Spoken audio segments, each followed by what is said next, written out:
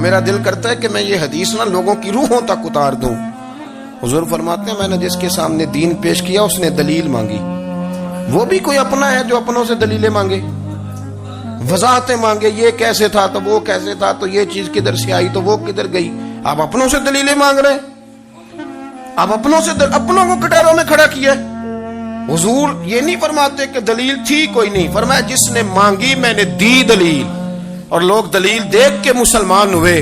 حضور فرماتے ہیں لوگوں سنو یہ میرا ابو بکر ہے، میں نے اسے کہا کلمہ پڑھ لے، اس نے دلیل ہی کوئی نہیں مانگی، فوراً ہی کلمہ پڑھ کے مسلمان۔ یہ اعزاز ہے۔ یہاں تو تھک گئے لوگ اپنوں کو دلیلیں دیتے، وہ جی ویسے کیسے تھا، تو ایک بندہ یہ کہہ رہا تھا تو دوسرا کہنے دے جو دنیا کہتی ہے، تو اپنی بات کر، تو بتا تو کیا کہتا ہے، اپنی رائے بیان کر، تیرا نظریہ کیا ہے، تیرا ذوق کیا، تو چھوڑ لوگ کیا کہتے ہیں، اپنی بات کر۔ اگر ابو بکر صدیق لوگوں کے کہنوں پہ چلتے تو مکہ تو سارا کچھ اور کہہ رہا تھا، اس وقت تو کچھ تھا ہی نہیں جو کہتا کہ نہیں تو ٹھیک چل رہا ہے، دنیا ساری کچھ اور کہہ رہی تھی، لیکن صدیق اکبر کہہ رہے تھے نہیں نہیں، سچ وہ ہے جو مدینے والے رسول فرماتے ہیں، سچ وہ ہے جو میرے آقا نے فرمایا۔ اپنی زندگی میں انہوں نے بتایا لوگوں کو کہ دین کا مزہ لینا ہے تو پھر ذرا غلامی کر کے آتا ہے، پھر ذرا پورا پیار کر کے آتا ہے، پھر پوری محبت دے کے پھر غلامی کا مزہ۔ حضرت اسماء بنت ابی بکر صدیق فرماتی ہیں کہ نبی پاک صلی اللہ تعالی علیہ وسلم نہ حرم شریف میں داخل ہوئے، ایام مکہ میں، مکے کے دن تھے، حضور حرم مکہ میں داخل ہوئے، کافروں نے، ابو جہل نے پہلے سے سازش کی ہوئی تھی۔ جیسے ہی حضور اندر داخل ہوئے تو شور کرنے لگا، کہنے لگا یہ تمہارے بتوں کو برا کہتے ہیں اور تمہیں شرم نہیں آتی، یہ تمہارے معبودوں کو گالی دیتے ہیں، معاذ اللہ یہ برا کہتے ہیں، میں خیال نہیں آتا۔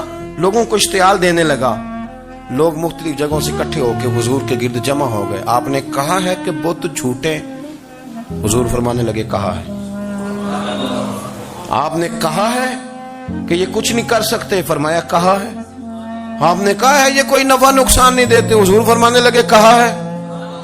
رسول کائنات صلی اللہ علیہ وسلم سے جو سوال پوچھا حضور نے بیان کیا، چاروں جانب سے وہ نبی کریم پر ٹوٹ پڑے، معاذ مارنے لگے۔ حضرت صدیق اکبر گھر میں بیٹھے کھانا کھا رہے تھے، کسی نے کہا ابو بکر وہ تو حرم میں حضور کو مار رہے ہیں، نہ سر پہ ٹوپی نہ پیروں میں جوتا۔ ابو بکر دوڑے، سر پٹ دوڑے، بھاگے۔ حضور زمین پہ لیٹے ہوئے تھے، وہ تکلیف دے رہے تھے۔ حضرت صدیق اکبر نے 2 کو پکڑ کے ادھر پھینکا، 4 کو ادھر پھینکا، 5 کو ادھر پھینکا، ایک جملہ بار بار زبان سے کہتے ظالمو انہیں مارتے ہو جو تمہاری نجات کا سامان لے کے آئے، انہیں تکلیف دیتے ہو جو کہتے ہیں اللہ میرا رب ہے، انہیں مارتے ہو، شرم نہیں آتی۔ اب انہوں نے حضور کو چھوڑ کے تو جناب صدیق اکبر کو مارنا شروع کیا۔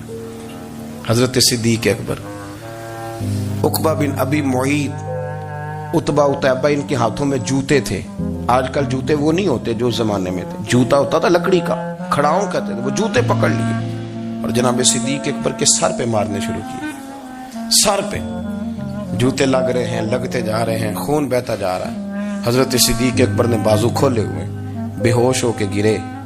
حضرت اسماء کہتی ہیں میرے والد کو لوگ گھر لائے تو سر بھی سارا لہو سے بھرا ہوا تھا، چہرہ بھی سارا لہو سے بھرا ہوا تھا۔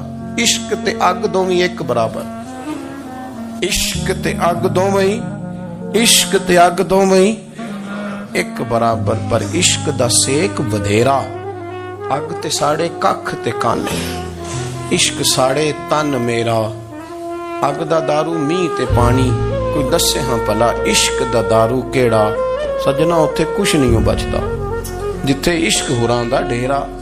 حضرت صدیق اکبر کو گھر لائے تو لہو لہان ہے سارا وجود، خون بہ رہا۔ جناب اسماء کہتی ہے میں نے سر پہ ہاتھ رکھا، دیکھوں کہاں کہاں میرے والد کو، میں رو رہی ہوں، میں نے سر پہ ہاتھ رکھا تو کہتی ہیں بال بھی میرے ہاتھ میں آ گئے اور سر سے چمڑی بھی اتر کے میرے ہاتھ میں آ گئی، گوشت بھی سر سے اترنے لگا، سارا سر ان کا مار مار کے انہوں نے نازک بنا دیا، نرم کر دیا۔ آپ فرماتی ہیں وہ بے ہوش تھے، ہم ان کے منہ میں دودھ ڈالتے تھے، لیکن وہ جب بھی آنکھ کھولتے تھے تو زبان پر ایک ہی لفظ تھا، ظالمو انہیں مارتے ہو جو تمہیں کہتے ہیں میں اللہ کا رسول بن کے آیا، انہیں مارتے ہو۔ اس ترتیب سے رسول اللہ کی غلامی کی، اس رنگ میں نبی پاک سے پیار کیا، نبی پاک کے حصے کے زخم اپنے سینے اور دل پر برداشت کیے، اس لیے تو میرے کریم نے فرمایا تھا لوگوں سن لو میرے ساتھ جس نے بھی نیکی کی میں نے بدلہ دے دیا ہے. میں نے ابو بکر کو نہیں دیا. میں ابو بکر کا ہاتھ پکڑ کے اللہ کی بارگاہ میں لے جاؤں گا. میں کہوں گا مالک اس نے بڑی نیکیاں کی ہیں, تو ہی اسے اجر عطا فرما. میں لے کے جاؤں گا, کہوں گا اے اللہ تو دے اسے اجر, اس نے بڑی نیکی کی, اس نے بڑا پیار کیا, اس نے میرے ساتھ بڑی محبت کی, اس نے بڑی غلامی